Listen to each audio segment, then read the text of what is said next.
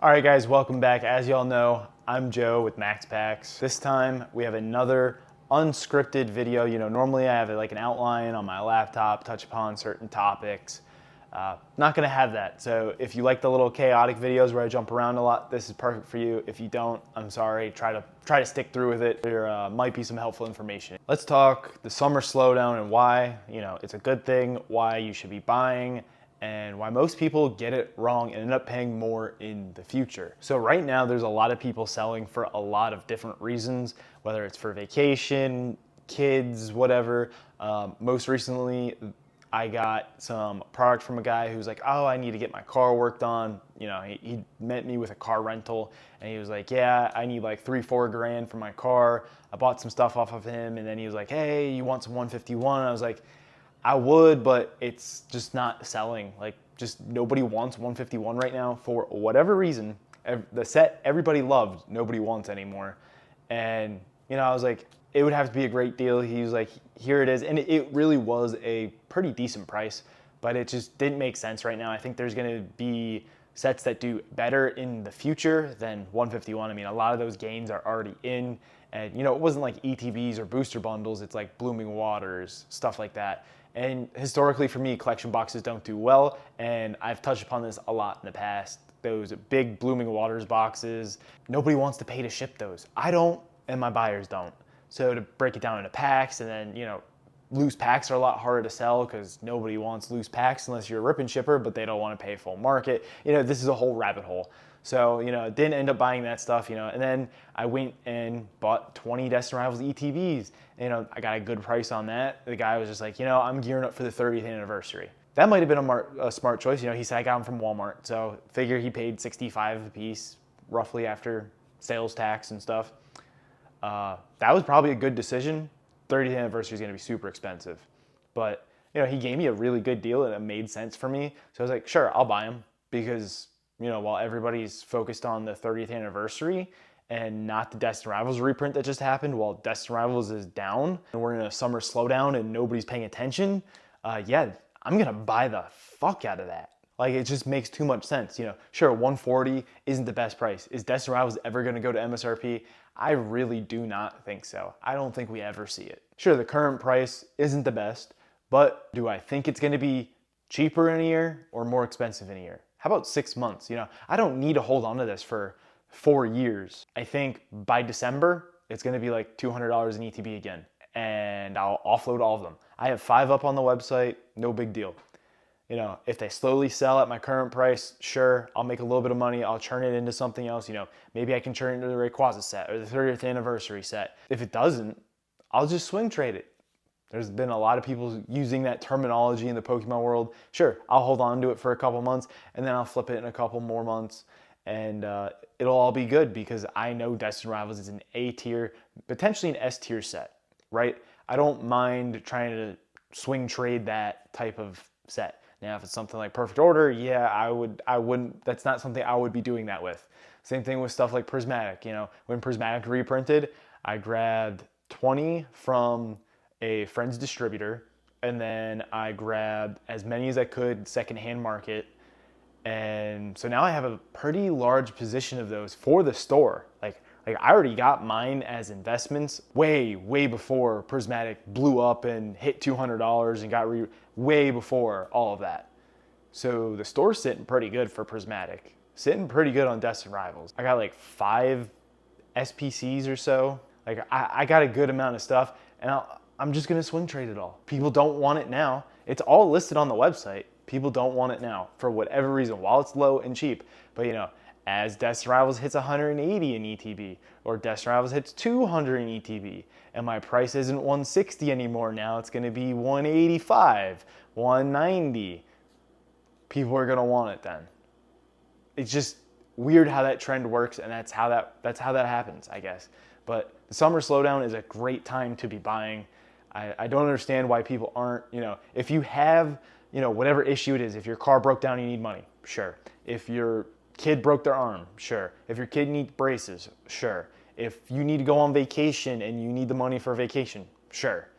But if you're just the average Joe, you don't need the money right now. Why would you sell? What would be the point? Just hold it. Just hold it.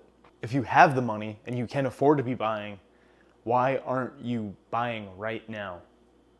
You know, the market's already taken the dip, and you can still buy at a discount on top of that. I'm selling at a discount to market. My Destiny Rivals ETBs are cheaper than market, and you get no sales tax on it. It makes sense. When things are cheap, you should be buying. When things are cheap and plentiful, you should definitely be buying. I'm looking at you over there, Chaos Rising, but nobody wants it. But look at Twilight Masquerade, it's literally the same thing. The Greninja in Chaos Rising is better than Twilight Masquerade's Greninja. Hot take? I don't think so. I think it's just because your favorite PokeTubers are shitting on Chaos Rising right now because it's so cheap and it's everywhere. That's probably why people don't think so. But in reality, that Greninja is a lot better than the Twilight Masquerade one. They're basically the same set.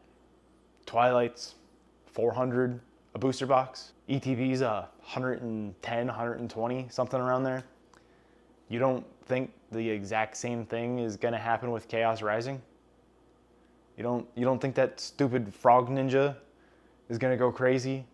You don't think that single card is gonna be $350, $400 potentially at some point? It's the same thing. It's the exact same thing. And you can look at this with a plethora of other sets. You don't think Prismatic is gonna do the exact same thing? Not the exact same thing, because Evolving Skies is a breed of its own, but it's gonna follow a similar trajectory. If you don't think that, maybe you shouldn't be trying to buy Pokemon cards. Maybe you shouldn't be in this, you know what I mean?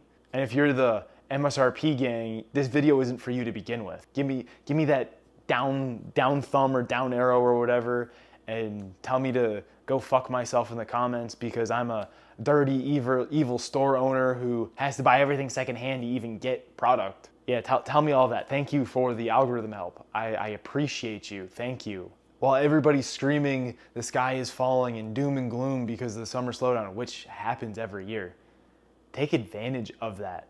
Go out in the market. See what things are selling for at card shows. See what it's selling online. Hey, you got this at 150. Will you take 140? A lot of the vendors at these shows, they need the money back. A lot of these vendors quit their jobs already, and now it's the summer slowdown. They got bills to pay. Card shops have bills to pay. I know when Prismatic reprinted, I had to pay a lot.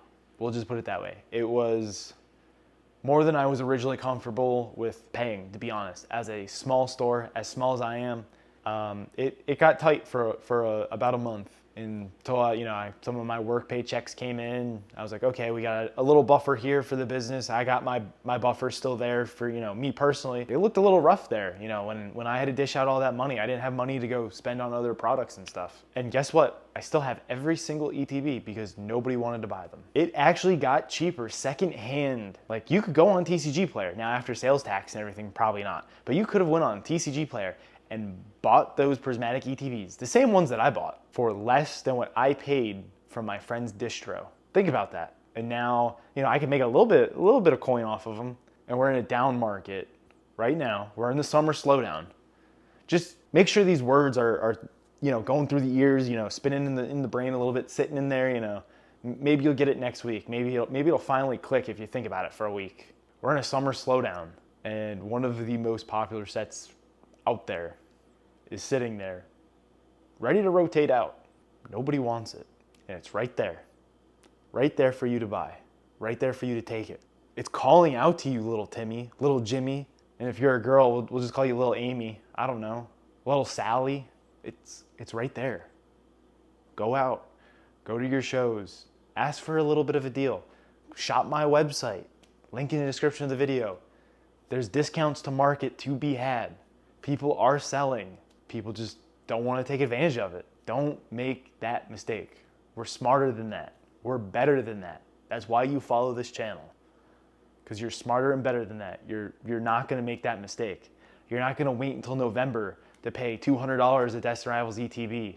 You're not going to wait until April and pay $300 a Prismatic ETB or $500 a Prismatic SPC because you were too dumb, you were too blind, you were too arrogant, you were too pro MSRP gang.